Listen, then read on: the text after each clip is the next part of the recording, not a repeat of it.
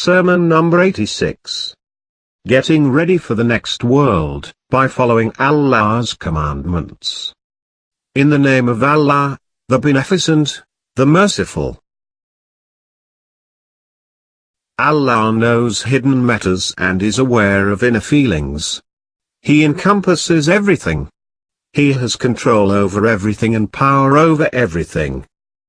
Every one of you should do whatever he has to do during his days of life before the approach of death, in his leisure before his occupation, and during the breathing of his breath before it is overtaken by suffocation, should provide for himself and his journey, and should collect provision from his place of halt for his place of stay. So remember Allah, a people, about what he has asked you in his book to take care of, and about his rights that he has entrusted to you. Verily, Allah has not created you in vain nor left you unbridled, nor left you alone in ignorance and gloom.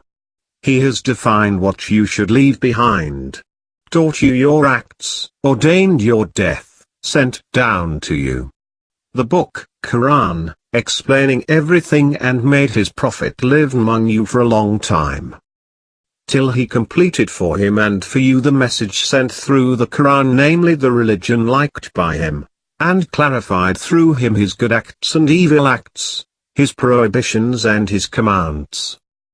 He placed before you his arguments, and exhausted his excuses upon you. He put forth to you his promises and warned you of severe retribution. You should therefore make full atonement during your remaining days and let yourselves practice endurance in these days.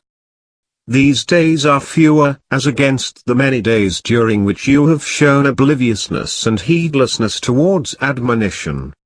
Do not allow time to yourselves, because it will put you on the path of wrongdoers, and do not be easygoing, because this will push you towards sinfulness. O creatures of Allah! The best adviser for himself is he who is the most obedient to Allah, and the most deceiving for himself is he who is the most disobedient to Allah. Deceived is he who deceived his own self. Enviable is he whose faith is safe.